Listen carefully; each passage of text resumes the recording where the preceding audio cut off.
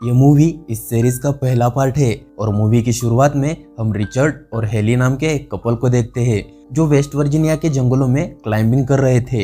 Rich heli से पहले ऊपर पहुंच जाता है और हेली को चिढ़ा के उसे जल्दी से ऊपर आने को कहता है। अब हेली भी जल्दी ऊपर चढ़ने की कोशिश करती है, लेकिन उतने में ही वहां से उसका पैर फिसल जाता है और वो नीचे गिरने लगती है। लेकिन जैसे तैसे वो खुद को संभाल लेती है और अब वो मदद के लिए रिच को आवाजें लगाती है, लेकिन रिच अब उसका कोई जवाब नहीं दे रहा था। तभी अचानक उस चट्टान पर रिच आके गिरता है, इसलिए हेली घबराकर उसकी तरफ देखने लगती है। तभी उसकी मुंह पर खून की कुछ बूंदें गिरने लगती है।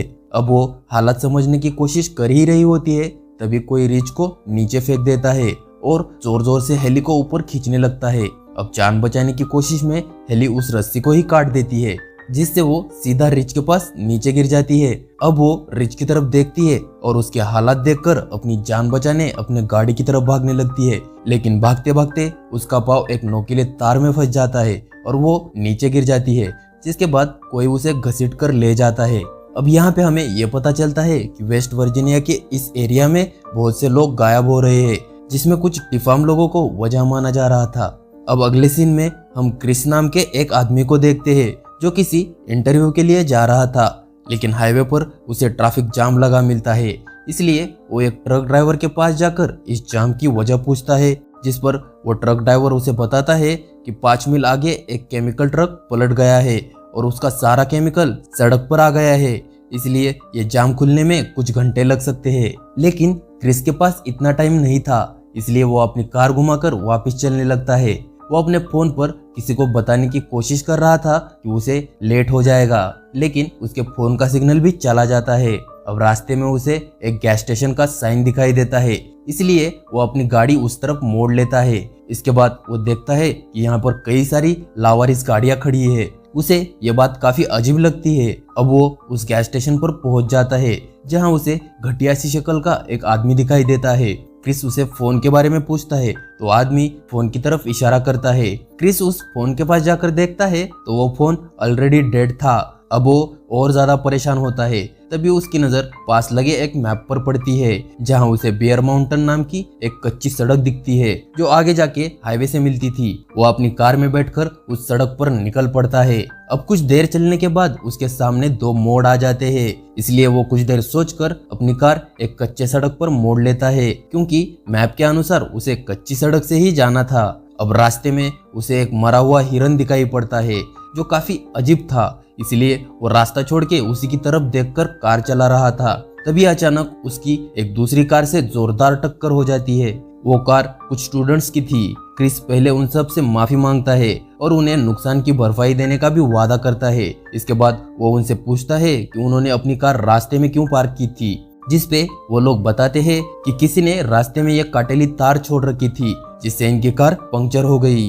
अब उन स्टूडेंट्स में जेसी नाम की एक लड़की बोलती है कि पीछे एक पंप है जहां से वो किसी को कांटेक्ट कर सकते हैं, जिस पर क्रिस बोलता है कि वो अभी वहीं से आ रहा है और वहां कोई फोन नहीं है। इसलिए वो लोग आगे जाके मदद लाने का फैसला करते हैं और उनमें से एवम और फ्रांसिन वही गाड़ियों के पास पीछे ही रुक जाते हैं। अब रास्ते में चलते चलते उन्हें कई अजीब चीजें दिखती है। जैसे पहले वो एक मरा हुआ नेवला देखते हैं जिसे शायद किसी ने फाड़ कर फेंका हो। अब कुछ देर चलने के बाद उन्हें गाड़ियों के टायर में आग लगी मिलती है, जिससे उन्हें यह एहसास होता है कि यहाँ पर कुछ लोग जरूर है। क्रिस को वहाँ पर खतरा महसूस होता है, इसलिए वो सबको आगे बढ़ने कहता है। इधर एवम गायब हो जाता है, लेकिन फ्रांसिन उसे एक मजाक समझती है। लेकिन कुछ देर के बाद वो उसे ढूंढने लगती है तो उसे वहां पर एवम का जूता दिखाई देता है। वो थोड़ा और आगे जाके देखती है तो उसे वहां एक कटा हुआ कान पड़ा मिलता है। अब वो डर जाती है और पीछे जाने लगती है। तभी पीछे से एक आदमी उसे पकड़कर मार देता है। इधर वो लोग चलते चलते उस सड़क के डेड एंड तक पहुंच जाते हैं, इसलिए वो अब जंगल के अंदर जाने लगते हैं। तब उन्हें वहां पे एक घर दिखाई पड़ता है, इसलिए फोन की तलाश में वो लोग उस घर की तरफ बढ़ने लगते हैं। लेकिन वहां पर भी उन्हें बहुत सारी लावारिस गाड़ियां मिलती है, जो उन सबको काफी अजीब लगता है। अब वो लोग घर के सामने कुछ आवाजें लगाते हैं, लेकिन अंदर से कोई जवाब न मिलने पर वो अंदर चले जाते हैं। अब अंदर उन्हें सब कुछ अजीब दिखने लगता है। क्रिस वहां फोन ढूंढने लगता है और कार्ली बाथरूम में जाती है तो वहाँ उसे बाथटब में एक इंसान की लाश पड़ी मिलती है। इधर क्रिस को भी फ्रिज में इंसान के बहुत से बॉडी पार्ट्स मिलते हैं और जेसी को एक नोकीली तार मिलती है जिससे उनकी कार को पंक्चर किया गया था। इसलिए वो सब वहाँ से निकलने लगते हैं, लेकिन तभी सामने से एक खटारा ट्रक आता है। इसलिए वो सब पीछे के दरवाजे से निकलने का सोचते हैं, लेकिन पीछे का दरवाजा ब्लॉक किया गया था। अब वो सब वहाँ फंस चुके थे, इसलिए वो सब कहीं ना कहीं छिप जाते हैं। क्रिस और जेसी बेड के नीचे छिपे थे। अब वो मॉन्स्टर्स अंदर आते हैं और फ्रांसिन की बॉडी को बिल्कुल उनके सामने लाकर पटक देते हैं। ये देखकर वो खुद को जैसे तैसे संभाल लेते हैं और वो लोग फ्रांसिन की बॉडी को काटने लगते हैं, जो एक कीहोल से स्कॉट और कार्ली देख रहे थे। अब वो लोग खाना खाके यानी फ्रांसिन की बॉडी को खाके सो जाते हैं। इसलिए क्रिस मौका देखकर धीरे धीरे वहां से निकलने लगता है। उसके पीछे जेसी भी वहां से निकलती है और इन दोनों को देखकर कार्ली और स्कॉट भी वहां से बाहर आ जाते हैं। अब वो सारे वहां से दबे पांव निकल रहे थे, तभी दरवाजे की स्प्रिंग बजने ही वाली थी कि क्रिस अपने हाथों से उस स्प्रिंग को पकड़ लेता है, जिससे उसके हाथों से खून निकलने लगता है। अब वो तीनों वहां से निकल जाते हैं। इसलिए क्रिस उस स्प्रिंग से हाथ हटाकर वहां से भागने ही वाला था कि उनमें से एक म्यूटेंट क्रिस को देख लेता है और क्रिस भी वहां से भाग जाता है। अब वो सारे दरिंदे अपना खटारा ट्रक लेकर उन्हें ढूंढने निकल पड़ते हैं। इधर भागते भागते वो लोग एक ऐसी जगह पहुंचते हैं जहां बहुत सी लावारिस गाड़ियां खड़ी थी। वो वहां पर एक चलने लायक गाड़ी ढूंढने की कोशिश करते हैं, लेकिन सारी गाड़ियां बेकार थी। अब वो म्यूटेंट अपने खटारा ट्रक से वहां पहुंच जाते हैं, इसलिए वो सब वही छिप जाते हैं।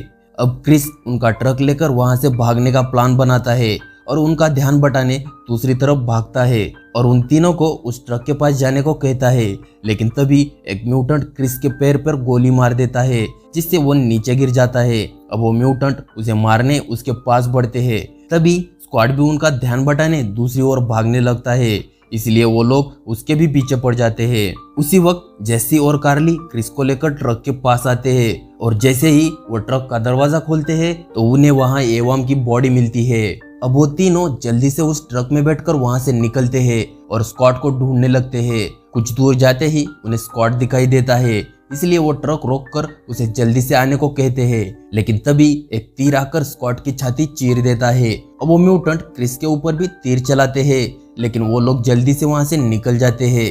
अब कुछ देर चलने के बाद उन्हें रास्ते में एक पेड़ पड़ा मिलता है, जिसकी वजह से उनका रास्ता बंद हो गया था, इसलिए वो लोग पैदल ही निकल पड़ते हैं। काफी देर चलने के बाद उन्हें एक वॉच टावर दिखाई देता है और वो लोग उस पर चढ़ जाते हैं। वहां उन्हें फर्स्ट एड बॉक्स मिल जाता है और जैसी क्रिस को फर्स्ट एड देती है। इसके बाद कार्ली को वहां एक रेडियो मिलता है, जिसकी मदद से वो किसी को कांटेक्ट करने की कोशिश करते हैं। तभी क्रिस देखता है कि वो तीनों भाई उन्हें ढूंढते वहां तक पहुंच गए हैं। उन्हें देखकर वो चुपचाप बैठ जाते हैं और उनके जाने का इंतजार करते हैं। तभी कोई रेडियो पर उन्हें जवाब देता है, जिसकी आवाज से उन्हें इनका पता चल जाता है और वो म्यूटेंट्स ऊपर चढ़ने लगते हैं। इसलिए क्रिस और जेसी अंदर आने का रास्ता ब्लॉक कर देते हैं। इसलिए वो म्यूटेंट वॉच टावर को ही आग लगा देते हैं। वॉच टावर को जलता देख कार्ली वहां से नीचे कूदकर मरने का फैसला करती है, लेकिन क्रिस उसे बचा लेता है। इसके बाद वो नीचे देखकर टहनियों पर कूदने का प्लान बनाता है, क्योंकि वो टहनियां कुछ ही दूरी पर थी और जलकर मरने से बेहतर उन्हें वहां से कूदना लगता है।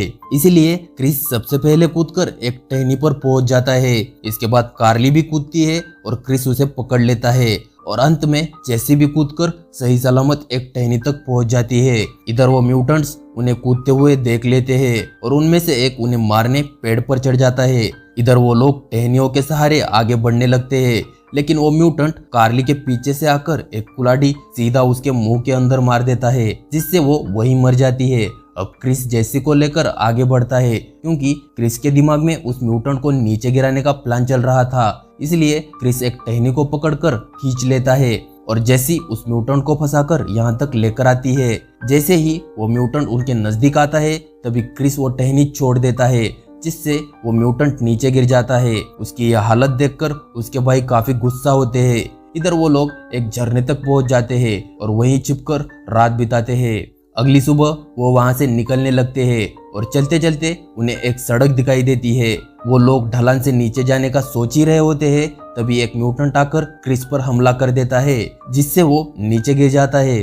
अब वो म्यूटेंट जेसी को पकड़कर ले जाते हैं। तभी क्रिस को रोड पर पुलिस की कार दिखाई देती है, इसलिए वो ढलान से उतरकर उस कार के सामने पहुंच जाता है। अब उनमें बात होती है और शरीफ बोलता है कि वो इन्हें ही ढूंढ रहा था, क्योंकि कल रात इन्होंने इसे ही रेडियो पर मदद मांगी थी। अब क्रिस उसे कुछ बता पाता उससे पहले ही एक तीर आकर सीधा शेरिफ की आंख फोड़ देता है। अब क्रिस शेरिफ की कार में बैठकर वहां से भागने की सोचता है, लेकिन कार की चाबी शेरिफ के पास थी। तभी वो म्यूटेंट वहां पर आ जाता है, लेकिन क्रिस वही झाड़ियों में छुप जाता है। अब वो शेरिफ की बॉडी कार में डालकर वहां से जाने लगता है। तभी क्रिस कार के नीचे घुसकर कार को कस के पकड़ लेता है।